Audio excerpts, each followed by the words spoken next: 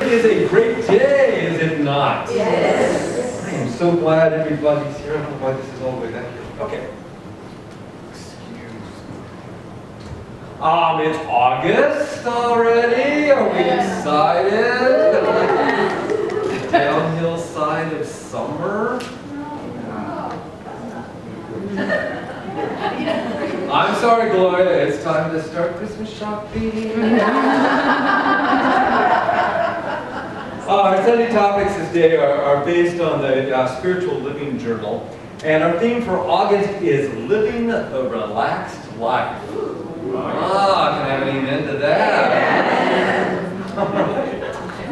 I read a quote this week by an American author, James Dent. He said, "A perfect summer day is when the sun is shining, the breeze is blowing, the birds are singing, and the lawnmower is broken."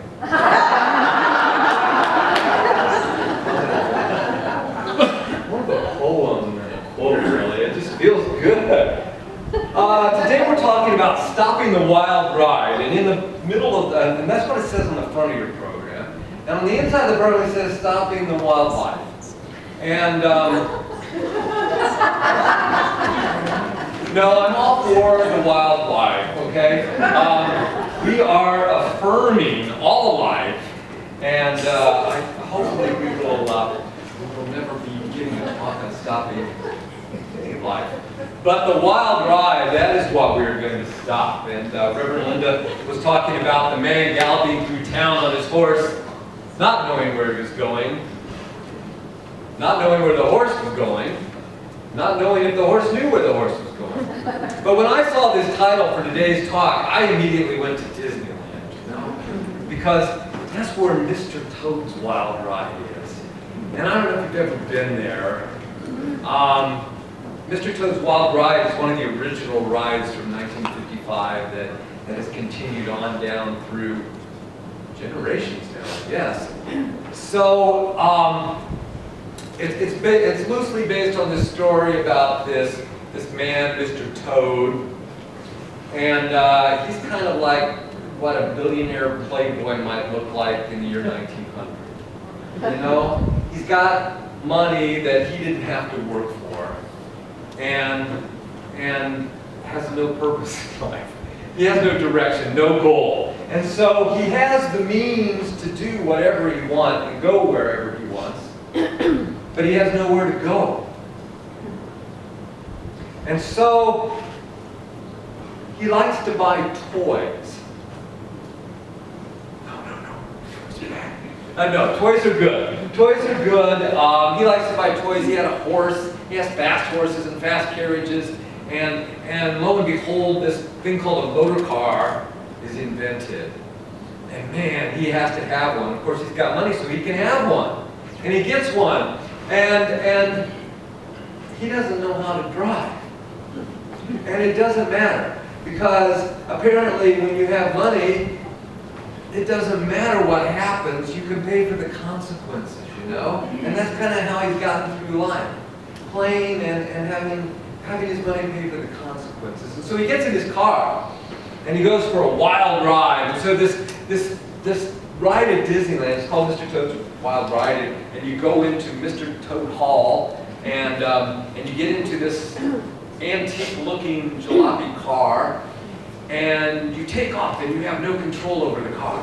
And the car just goes. And it breaks through the wall and it goes into the library. And you know you're in problem when your car does not go to the outside, it goes to the inside. So you go to the library and there's books falling off the wall, and the librarian is falling off his ladder, and then you crash through the fireplace and sparks fly and embers go everywhere, and you go down the great hall and then into the dining room, and of course in the dining room things break and glasses are falling and dishes and tables overturning and people are disturbed, and you go out through a window. And Mr. Toad is now in the countryside, driving down the road, scaring sheep and herders and running past policemen, and he runs into, almost runs into the river, and then he runs into town. And he goes into a warehouse full of explosives, of course, because if he went into a warehouse of, I don't know, cosmetics, it wouldn't be the same. So he goes into this warehouse and there's explosions as he goes out of the warehouse, through the wall, and into the town square, and all the pedestrians are running around and scared, and he goes through a pub, and more glasses fly, and beer is spilt, and he ends up at a courthouse. Yes, there's our consequences to pay. And a judge pronounces him guilty of something, we don't even know what, but obviously he's having too much fun and causing too much chaos. He's got to be guilty of something. And so he leaves there, he goes through prison and breaks out of prison in his car. Ends up on the railroad tracks with a train in opposite directions. And that's the end of Mr. Toad. Not the end of the ride. You get to follow Mr. Toad then into his own personal hell. He has created for himself. Yes, at Disneyland. Children have lessons to learn.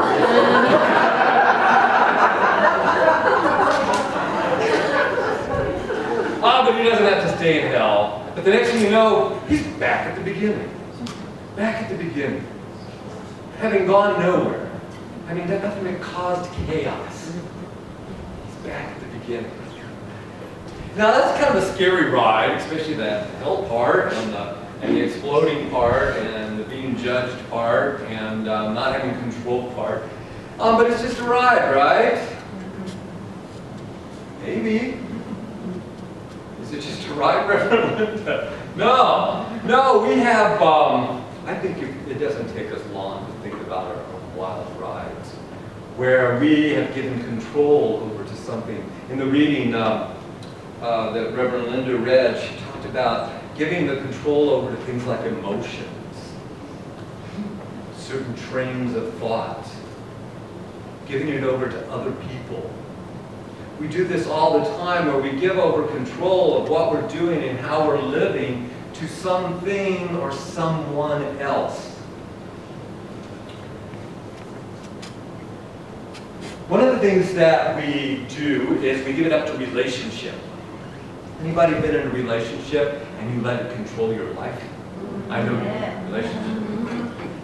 Where we make excuse after excuse after excuse and blame it on the relationship, because of some choice we made, of some commitment we think we made, of some agreement that was never really written down or explained or decided upon in a mutual way, that we were going to let the relationship govern our lives. Or anybody have a job? Anybody have a job that you don't absolutely love 8 hours a day? Anybody ever have a job where you get to blame it for 8 hours of havoc in your day? 8 hours of decisions about where you're going and what you're doing made because of a job, because of what you chose to do, of who you decided to work for. How about health? Anybody ever let your life be run by a condition or a disease? Anybody know anybody like that? You're on the phone for an hour and you know about the 8 appointments next week, about the 16 different kinds of prescriptions, about all of the therapies, about the new diet, about getting up in the middle of the night to do this, and taking Wednesday afternoons and doing this, and giving up control to procedures and pills and a condition that you have taken up, chosen for yourself. Family is a good one. Anybody ever do anything, run your life, say, I can't do that because, what are you doing next Saturday? I don't know, but my kids will tell me. Right? Or I don't know, but mom will tell me. We buy into and let certain stories control our lives. The story of what it's like to be a mother. You know what it's like to be a mother if you're a mother. And you also know the story that everybody tells you. Or to be a husband, or to be that boss, or to be the employee. There's a story made up about how we are supposed to live our lives. And it's very easy to give ourselves over to that story, even though it's not our story. Even a religion. Anybody grow up in a religion that might have told you what to believe, might have told you how to act, might have told you when to be guilty, when to not be guilty, all the time, when to judge someone else who's guilty, and never speaking to the truth, never supporting you, never being about who you are. And that's what I mean by a wild ride. Not that it's terribly exciting, not that it's full of ups and downs, but it's wild because you're not in control. I'm not in control. We as a community are not in control. We've simply chosen to let something else control us. Now I want to talk about some spiritual principle here, because behind everything there's spiritual principle, right? And so today I want to talk about wholeness and how wholeness fits into this picture. Spirit is a transcendent, perfect whole that contains and embraces all seeming opposites. As human beings, we have free will and can choose what we experience, whether it be positive or negative. The same principle that brings us freedom, prosperity, and joy also allows us to experience bondage, lack, or misery. This principle helps us see behind the story. Helps us see that it's all God, all good. There's only one, right? There's only one. That's what we mean by wholeness. It's all together. It's all integrated. There's no separation. There's nothing between us and God. There's nothing between what we think is evil and what we think is good. It's all God. It's all good. It's all spirit. And it has to be that way. We thought it out, and all the different ways that it could be differently, and they just didn't work. This is what Ernest Holmes teaches in The Science of Mind. This is what he takes from the other great teachers of all time, is that if you look at it reasonably, you see that there's only the oneness. So the oneness either has to be good or bad. You can't have a good and bad one. It That wouldn't work. And I guess we could have decided that it's all bad. But that doesn't seem true. And it doesn't ring true. Well, we decided it's all good. And so that takes the judgment out of the equation. The judgment out of the chaos that we have in our lives, the choices that we make. The judgment about the wild ride that we're on. Nothing is happening to us. Everything is happening for us, right? Back to no one and nothing is against us. When we believe in a loving God that's all good and all that is, we know that there is only that which serves us, which answers yes to us. And so we know that nothing is happening to us. The horse that's going on its own way is not doing it to us. The car that we have chosen not to drive but to ride in is not doing anything to us. It's all doing exactly what it's supposed to be doing. It's doing for us. Again, because everything's a lesson in cause and effect again. And what we're talking about is that we create our own reality by choice, and therein lies the power. Lauren was talking today about how beautiful you are. And I'm thinking how powerful you are. Because we have this power. This idea of wholeness brings us to the idea of mind, our belief in mind, that there is mind, which is where cause comes from. Mind is cause, and there is law, and the law and the mind work together. Ernest Holmes says to think of them as friends, you know? They work together to bring about the effect.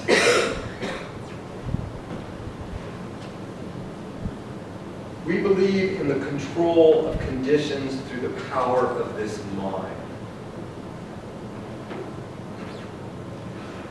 This is where we change to giving our control over to something else and taking the control ourselves. This is where the power is. The idea that we can control conditions through the power of this mind. What mind is that? Back to wholeness. One mind. There's only one mind. We're using it.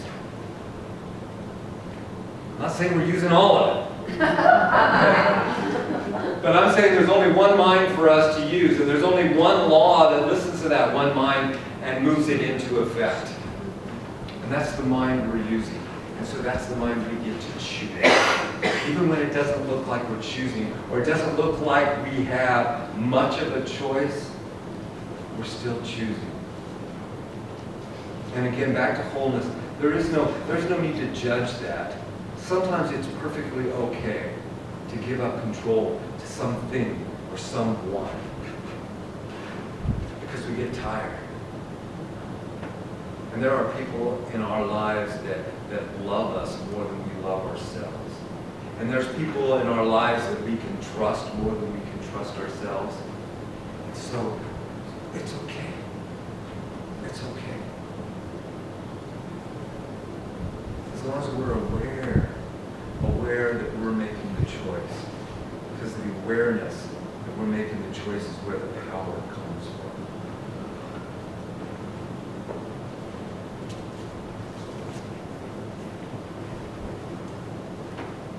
Lao Tzu. Did you have the quote in there today? Okay. I missed it. Ooh. There. Said in the readings of Reverend Lynn was saying, who controls others may be powerful. And we know that's true. But he who has mastered himself is mightier still.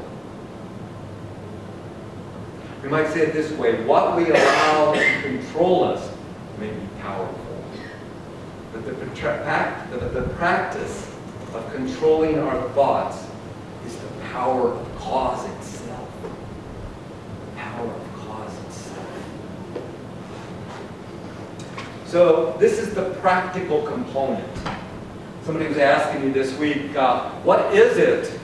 What is it that we, I think they put it, what is it that we sell here? But, you know, marketing people, go figure. But what is it that we promote here? And we promote so many different things, and everybody is here for a different reason, and so that's why we promote lots of different things. I like to think that we're promoting practical spirituality. That there is a reason behind this theory, there's a reason behind this thought. Otherwise, we're just, yapping away up here. And there's no purpose to this. And Ernest Holmes was very specific when he allowed this thing called religious science to become more than a study, more than a theory, more than a philosophy, and become a church, That it had to be practical, it has to make a difference. There's no reason for anyone to show up and listen to me or Reverend Linda if it doesn't serve a practical purpose, if it doesn't make a difference in my life, in your life, if there's not some road to transformation. Otherwise, we're just on the wild ride, right? We're just on the wild ride with no place to go. And this is the moral, if you will, of Mr. Toad's wild ride. When he got out of the hell of his own making, which we kind of understand now how that happens, and found himself where he left off. This is true of all the rides we take at all the amusement parks, right? You get in one line, you get in the car as it comes up, you sit down. At the end of the ride, you're about 3 feet behind that in the car getting off. You're always going around in circles, having a wild ride, but always ending up where you left off. That's what happens in any of these other things, the relationship, the job, and the disease, whatever it is that we find our wild ride on. If we don't have a destination in mind, we're just going around in circles and we find ourselves right back where we started from. And when you get off the ride at Disneyland, you have a choice. I can get back on the ride, or I can go find something else to do. And if I get back on the ride, chances are I'm going to have the exact same experience, and end up exactly where I was when I started. And if I do it 3 times, or 4 times, or 5 times, or 1,000 times, I'm still going to have the same experience, because I'm still giving my control over to something else. And I would say that applies to our other areas of our lives where we're having wild rides. If we make the same choice, who or what or when or where we give our control over, we end up at that same space. There's no growth there. That's not very practical. There's that choice to go do something else.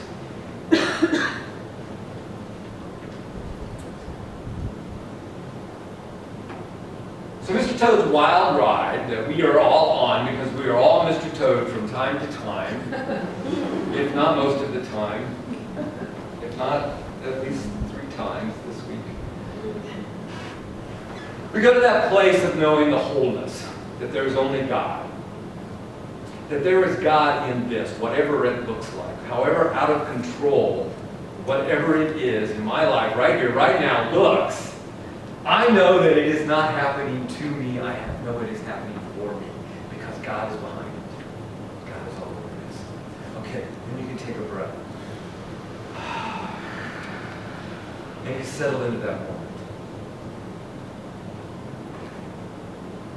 And you know that there is one mind that's just operating right here and right now, and you are using it. I am using it. Out of that wholeness is the one mind and my free will. And I go to control. Go to control. I can control how I choose to react to this experience, this out of control chaos that I'm in right now. And I can choose whether or not to get back up on that ride.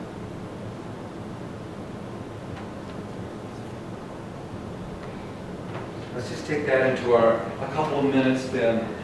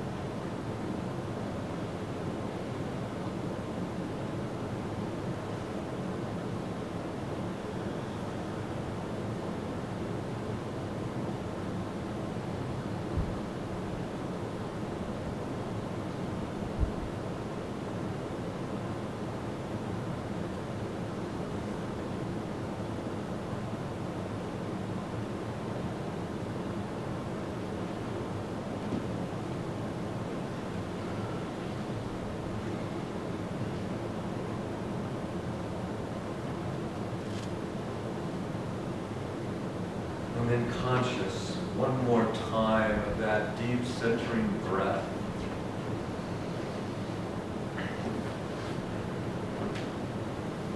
That very spiritual practice of breathing itself that brings me into this very moment, the here and now.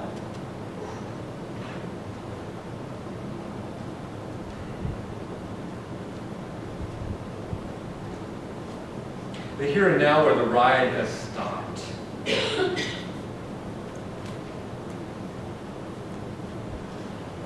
Where it's just me.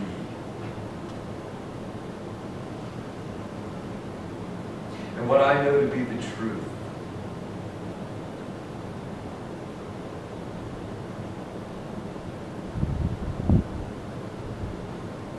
The truth that just me is just God, that just all that is, the I am that I am, manifest, individualized as me.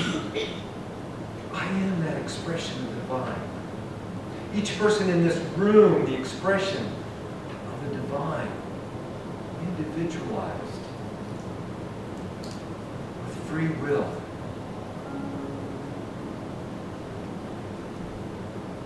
Absolutely supported.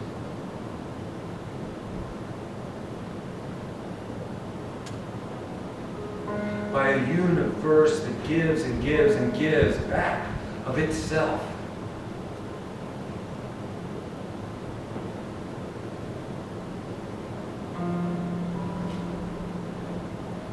Response to something as simple as a thought.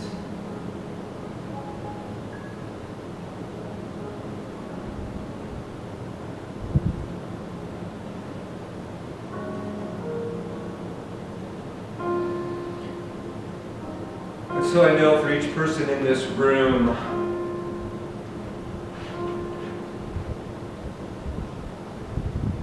divine thought. Thought from within, thought from the very core of each and every being where absolute truth is absolutely known.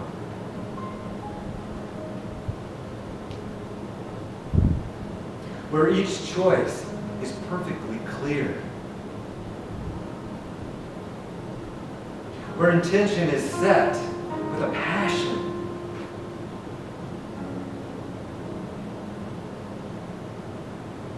Where the word is spoken.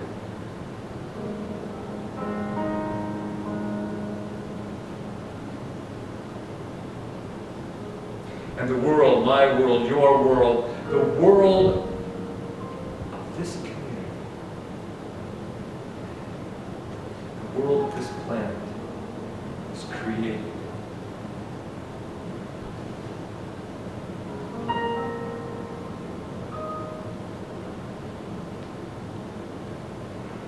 Better and better.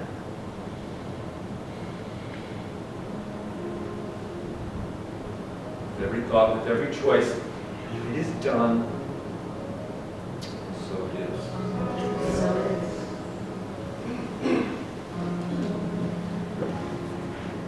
Disappointed I'm not getting wrong for this one.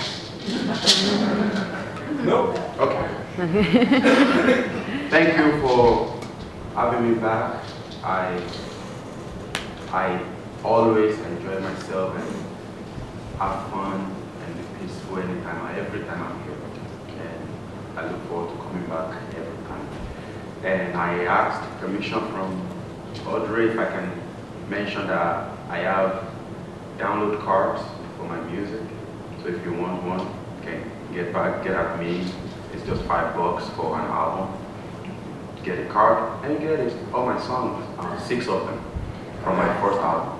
So this song here, when Audrey told me, oh yeah, you're gonna be singing a song, I was like, oh, like, what is it gonna be about? Then thinking about the service and the reading and the conversation, I like, well, in everything we have to always give thanks.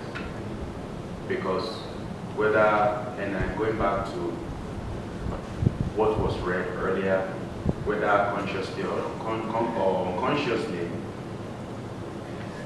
there's always good silver lining in every situation. So because of that, I always default into let's give thanks in good and bad, or in good or bad. So this song is about giving thanks to God for everything that is good and everything that is going to be great. So it goes like this. Baba mi Ọlọ́run o, Elédùmarè, ìwọ lọ́pẹ́ yẹ. Baba mi yé Ọlọ́run mi o, Elédùmarè, ọpẹ́ yẹ ọ́. Baba mi yé Ọlọ́run o, Elédùmarè, ìwọ lọ́pẹ́ yẹ. Baba mi yé Ọlọ́run mi o, Elédùmarè, ọpẹ́ yẹ ọ́. Ènìyàn ìbáyọ̀ Olúwa fún oore rẹ̀ lórí ìwà. Ẹ jẹ́ ká yìn Elédùmarè nítorí àánú rẹ̀ dúró títí láéláé.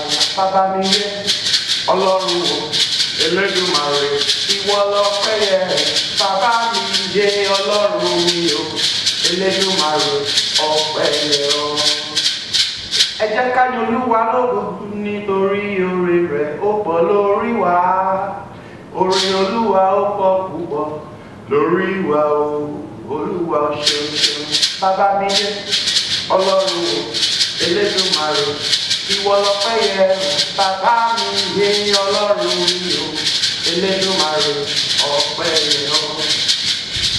Bàbá mo wá dúpẹ́ o nítorí oore rẹ̀ ó pọ̀ lórí mi. Láyé lọ́run kò màmá sáláfiwé rẹ̀. Òyígíyigì ẹlẹ́rù ni ẹ̀rù jẹ̀jẹ̀ apá ńlá tó sáyé ró. Má tún wo àdìtú ní iṣẹ́ rẹ̀ lọ́rùn o, ọba tó ń ṣohun gbogbo pẹ̀lú ìyanu. Baba mi yé Ọlọ́run o, Elédùmarè, ìwọ lọ́pẹ́ yẹ. Baba mi yé Ọlọ́run mi o, Elédùmarè, ọpẹ́ yẹ ọ́. Ta wá lọ́pẹ́ yẹ o, Èdùmarè, ọba ìyanu. Ta ló yẹ ká máa fògo fún Èdùmarè, ọba ìyá. Ta wá lọ́pẹ́ yẹ o, Èdùmarè, ọba ìyanu. Ta ló yẹ ká máa fògo fún Èdùmarè, ọba ìyá. Òun máa lọ́ba ìṣáájú o, Èdùmarè, àti bẹ̀rẹ̀ àtòpin ọwọ́ rẹ̀ ló wà o, Èdùmarè, ọba ìyá. Baba mi yé Ọlọ́run o, Elédùmarè, ìwọ lọ́pẹ́ yẹ. Baba mi yé Ọlọ́run mi o, Elédùmarè, ọpẹ́